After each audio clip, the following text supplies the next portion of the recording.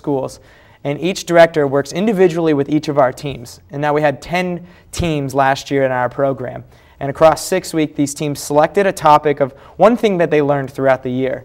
And they worked to create a unique script, and then the directors actually came and helped them block and project their voices and learn stage presence and all sorts of things. And then our finale for the entire mentoring year, we brought all the mentoring teams, mentors and scholars. We invited parents, we invited school personnel, school leadership, community partners, you name it. We had a full house at Theater Memphis, and we're talking, a couple hundred people here. And leading up to the performance, we had a dress rehearsal. We had a really nice dinner catered for all the kids and the mentors. And I'm standing there after a long fall and spring semester of this mentoring program, and I'm watching mentors and scholars just run back and forth, and you can see the nerves, you can see the butterflies, and the mentors didn't want to screw it up, and the kids had never been on stage, and they know their family's going to be out there, and at the end of the day, all 10 teams got up there, and they just crushed their performances. And I was sitting at the very top watching the entire thing unfold, and I have chills even telling you about it right now, because to me it was just affirmation that, at the beginning of the year, there was no way that they would have done this. And when we first introduced this project to the mentors, they were like, no way, Joel, this isn't a good idea. It's not going to work. Yeah. And then you've got these mentors and kids who didn't know each other less than 12 months ago that are up on the stage performing in front of a full house in a theater. And I had moms hugging me after, and I had school principals coming up and saying, I can't believe that so-and-so was up there doing this. And it was the aha moment that if you can keep our volunteers coming back and keep both the kids and mentors engaged, that for 1 hour a week, that's all it takes, 1 hour a week, that great things can happen, and we've seen the benefits of it. So yeah. That truly was the aha moment. Right. Well, I'll go ahead and let the cat out of the bag and share with the viewing audience that Joel and the Grizzly organization has been kind enough and generous enough to allow me to serve as a mentor with the program. So I'd like to once again thank you and the organization. I'd like to talk about some of the people who are mentors, and I guess while I'm here, I'll probably just go ahead and at least recognize and acknowledge my fellow mentors, which I think are the best, and they are number one. Daniel Masters and Keith Campbell, they are fellow mentors with me, and I tell you what, it's just like a brotherhood. So thank you guys very much for let's pitching in and making the best. And to our guys, we have a group of 8th graders, and they are number one. Remember, guys, we always say in our session, we're number one, so you're number one. Let's talk about some of the other mentors, just maybe from a career standpoint, some of the people, just so that the people that are watching the show may be saying, well, I'm a retired educator, I'm a retired engineer. I even met a gentleman who worked in the aerospace as an aerospace engineer who's actually one of the mentors. Yeah. So tell us about just the dynamics and maybe the makeup of some of the mentors that you have. Well, our mentors, I mean, you hit it on the head. They come from all walks of life. We've got mentors ranging from 23 years old to 75 years old.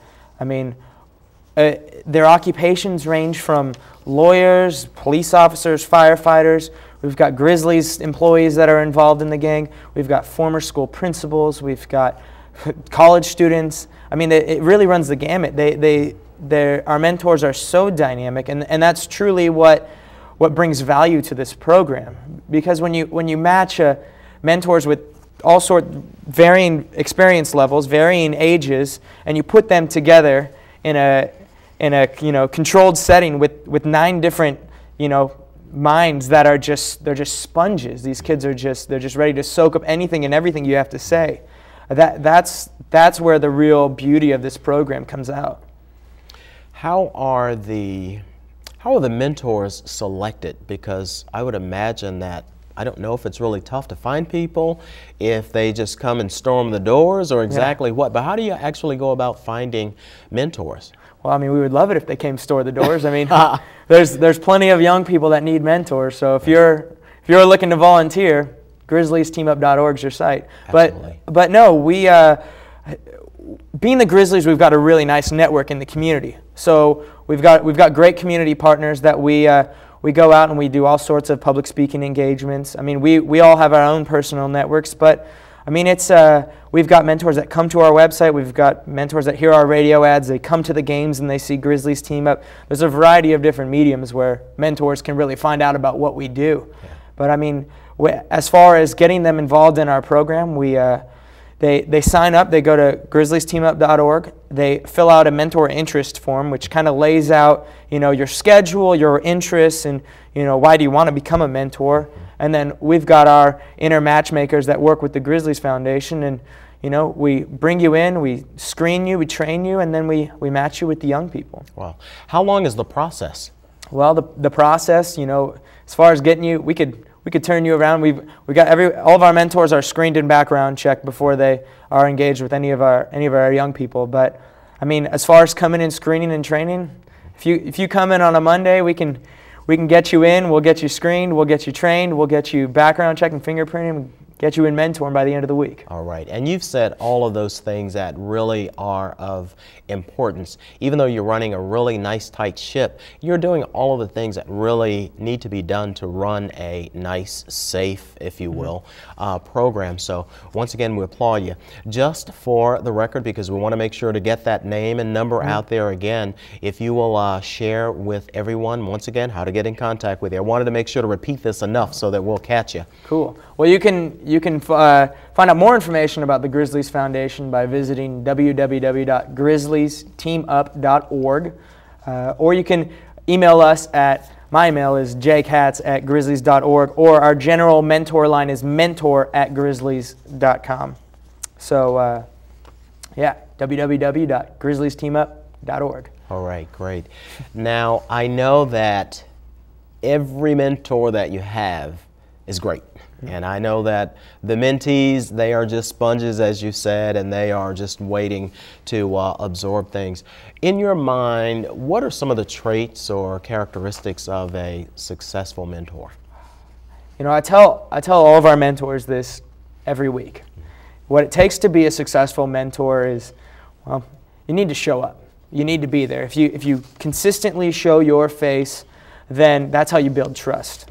But you need to have a good head and a big heart. If you can show up every week, have a good head on your shoulders, being able to just give wisdom to these young people, give what you have, and listen. I mean, the power of active listening cannot be, stated enough. If you start talking and then they interrupt you and have something to say, I think it's your prerogative to sit back and listen to what they have to say, because our kids are bubbling over. They have so much to say. And if you can just sit back, you'll learn so much from them. And that's truly where the relationship building comes in, and that's where the barriers of trust build up. And so come in, have a big heart, show up, and listen. Yeah. The one thing that is a really important point that's very simple for us as adults to understand is, and I call it looking in our rearview mirror. If we just simply, as you said, show up with the toolkits that we have, then if we're 20 years old, if we are 25 like me, no, actually double that, but the thing is, we have a lot of information to just share with the young people. So I think that's the critical piece. So once again, we will encourage people out there to really contact you, to come in and talk with you about how they can serve, because this is truly an investment. And also, people typically are wondering, well, do I have time? Even if they're retired, sometimes it's, do I have time? So how long is the program? How often do you meet, and just how much time, once the program gets started, how much time is involved? Well, our mentors for our Grizzlies Team Mentoring Program commit to about an hour and a half a week for an entire school year. Now, we do have numerous other programs that we work with throughout the Memphis community, and you can find out more information about them on our website. But there's websites that meet on-site at schools, there's community organizations, there's all sorts of ways to get involved that fit the busiest schedule to the open schedule. So I think that, you know, we're all busy. Everybody's busy, and you know, I meet all sorts of people that say, I really want to volunteer, and I wish I had the time to do this, and you know, now is the time, and granted, now may not always be the time to volunteer, because it truly is a commitment, and the last thing you want to do is commit to something, meet your mentee or mentees, and then back out of it. But you know, we really do work with great organizations in the community and try to find a commitment that fits all sorts of schedules. Yeah. You have heard the saying, and many of us have heard the saying, if you want to get someone to get something done, find a busy person. Mm-hmm. So all of you busy people out there, we'd like for you to contact Joel, because we realize that you'll make time within your schedule, and those are the kind of people that we want to work with. We want to work with those, as my wife and I refer to them as on-purpose people, because they have a purpose. And what better purpose than to work with our young people? So once again, ladies and gentlemen, we're talking with Joel Katz with the Grizzly Foundation, and we're talking about mentoring and working with our young people, our young men and women, and really making a positive, wholesome and helpful difference in their lives. So let's talk a little bit just about, now, there is a method to the program, and I was going to say a method to the madness, but it's not madness. It's beautiful music is what it is. But there's a curriculum that goes along. So you don't just go and play tiddlywinks or sing kumbaya, but there is indeed a purpose for each of the meetings. So can you talk a bit about the curriculum? Yeah, you know, when we first started this program, we said, you can't just throw 12 people in a room and expect everyone to start building relationships with each other and everybody start liking each other. So we felt that we had to keep some sort of structure. So we've got numerous fantastic community partners out there that we've worked with to help us build this curriculum. We're working with Facing History and ourselves at Christian Brothers University. We're working with the University of Memphis Center for Economic Education. They help us develop our financial literacy curriculum. We're also working with Church Health Center Wellness, and they've helped us put together some personal health sessions. And then we obviously are working with Theater Memphis to help us do a little bit of theater and public speaking and stuff. So there is a curriculum, and the curriculum, what I constantly remind our mentors of is, this isn't a lesson plan that you have to, hold yourself to every week. You don't have to get through this exhaustive list of activities each week. What it does is it does help keep structure. It helps to keep focusing these sessions, because at the end of the day, we've got themes and topics ranging from individual identity, who we are, to community building, to personal health, to financial literacy, to all sorts of other, like I said, public speaking, and introducing our young people to these different life skills can really help to obviously reinforce what they're learning in school and what they're hearing from other positive people in their lives. Great. Just as we close out, I'm going to ask you a couple of, because time is unfortunately drawn near and we're closing out, but a couple of closed-in questions.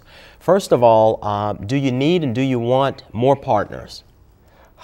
We're always looking for more mentors, first and foremost. Alrighty. We definitely could use any and all mentors. Okay, any and all mentors. There's a call. There's a cattle call for all. Absolutely. So we're looking forward to that. And I'm sure that there are a lot of people that are out there that are wondering if the young people can go to the basketball game. So can they? Hey, what would be a Grizzlies mentoring program without taking our young people to a Grizzlies game? So awesome. We've got a hot team on the court, and we want to bring our scholars